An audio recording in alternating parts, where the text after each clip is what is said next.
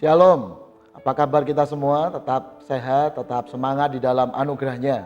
Kingdom Inspirasi pada hari ini saya ingin persembahkan khusus bagi generasi ini dan juga bagi kita semuanya. Izinkan saya mengambil tema menjadi orang Kristen yang cerdas.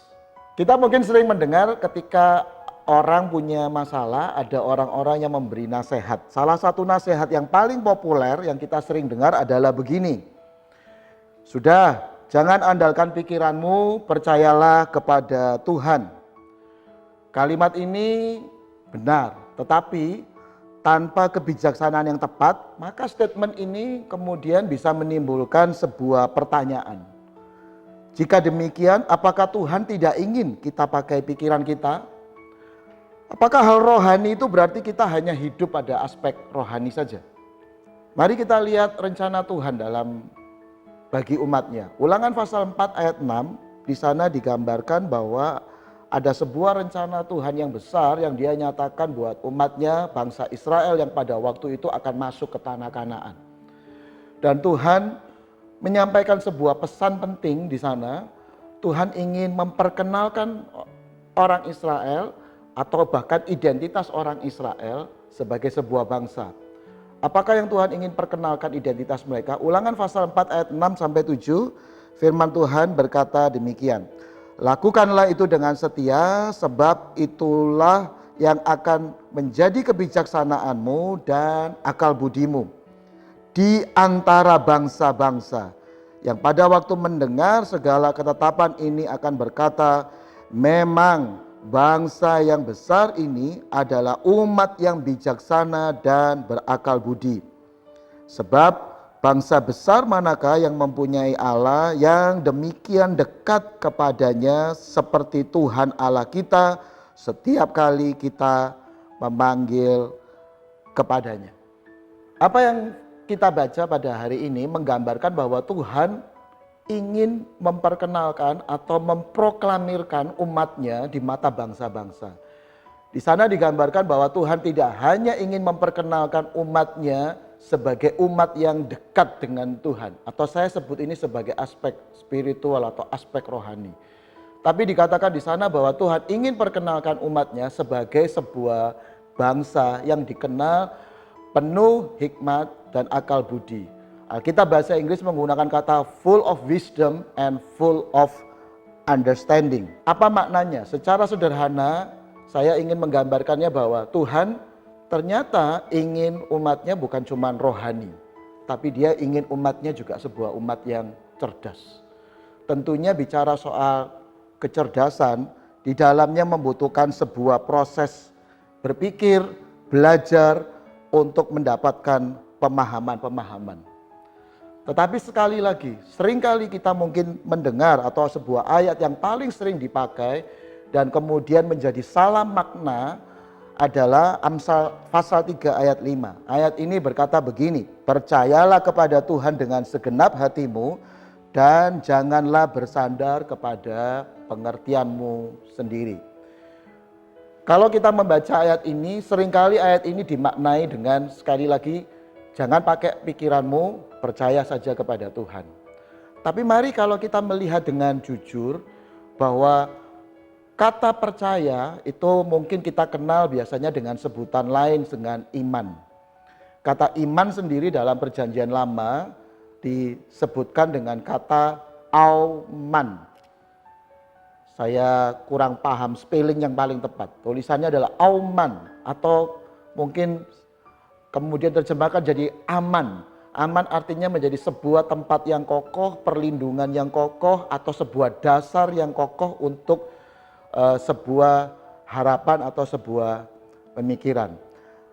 Kata percaya atau aman ini sendiri muncul dari satu peristiwa atau satu tokoh yang kemudian kisahnya bahkan dikutip di dalam perjanjian baru di Ibrani. Kisah ini adalah kisah tentang seorang yang bernama Abraham. Dia disebut bapak orang percaya. Kejadian pasal 15 ayat 6 di sana digambarkan bahwa ketika Abraham percaya kepada Tuhan, maka Allah memperhitungkannya sebagai kebenaran. Kata percaya di sana diambil dari kata auman yang kemudian punya akar kata ibhil. Kata ini punya makna begini, sebuah kesimpulan mental. Jadi saya meyakini bahwa ketika muncul iman dalam diri Abraham, itu bukan sekedar karena Tuhan menunjukkan gambar atau visualisasi sebuah bintang dan tiba-tiba Abraham langsung percaya langsung seketika. Ada sebuah proses mental yang terjadi dalam cara berpikir Abraham sehingga kemudian menimbulkan sebuah kesimpulan mental yang membuat dia percaya kepada Tuhan.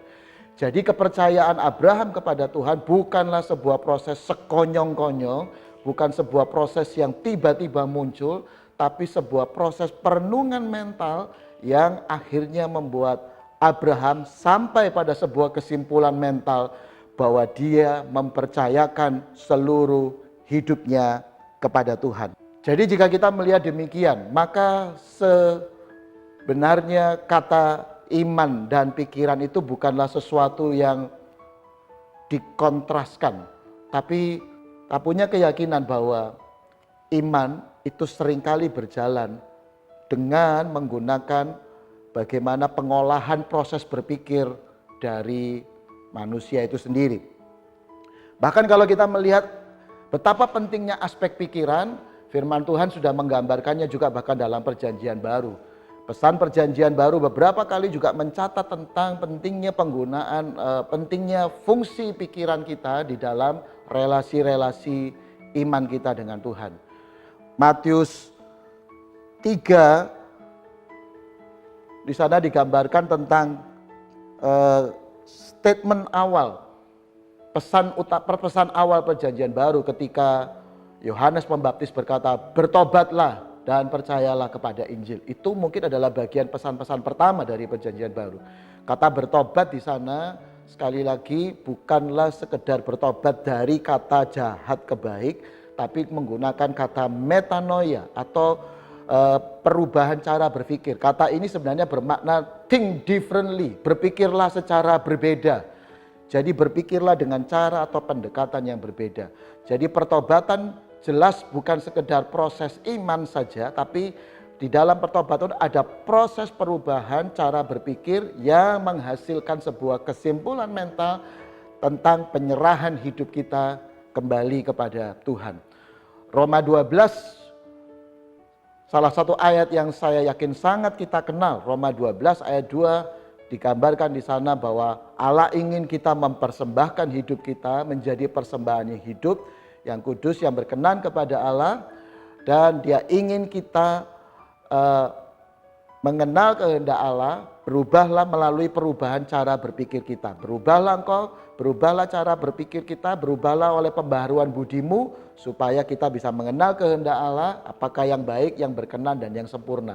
Jadi ternyata dalam proses untuk kita mengenal kehendak Allah, ada sebuah proses yang Allah lakukan di sana kepada kita adalah sebuah proses perubahan cara berpikir kita. Kata yang sama juga digunakan kata metanoia yang bermakna adalah sebuah perubahan dari cara berpikir. Jadi dari beberapa catatan yang kita bisa lihat, kita bisa melihat bahwa Allah ingin kita tidak salah dalam arti tidak menggunakan aspek pikiran kita dan hanya terjebak seolah-olah kepada hal yang rohani, atau dengan makna lain bahwa hal rohani seolah-olah terpisah dari hal proses berpikir. Itu sebabnya pesan utama yang Yesus berikan di Matius 22 soal hukum kasih, di sana dikatakan bahwa kasihilah Tuhan Allahmu bukan hanya dengan segenap hatimu, bukan hanya dengan segenap jiwamu, tapi Allah juga berkata bahwa kasihilah Allah dengan segenap akal budi kita. Mari kita persembahkan akal budi kita untuk dipakai oleh Tuhan. Dan mari kita pakai akal budi kita juga untuk proses-proses berpikir, untuk kita menganalisa, merenungkan kebenaran firman Tuhan. Dan bahkan firman Tuhan juga dikatakan bahwa Allah tidak hanya ingin kita menghafalkan firman Tuhan, Allah ingin kita merenungkan firman Tuhan itu siang dan malam. Apa arti kata merenungkan? Merenungkan adalah sebuah proses berpikir yang di dalamnya mungkin melibatkan aspek-aspek dalam proses berpikir. Memorizing, understanding, refleksi, imajinasi, semuanya itu adalah semua perangkat-perangkat di dalam proses berpikir kita. Jadi hari ini marilah kita menjadi orang Kristen yang cerdas. Orang Kristen yang menggunakan akal budinya untuk mengasihi Allah, untuk mengerti kehendaknya, untuk merubah hidupnya dan melakukan kebenarannya. Mari kita mengasihi Allah juga dengan akal budi kita. Selamat berpikir. Tuhan Yesus memberkati.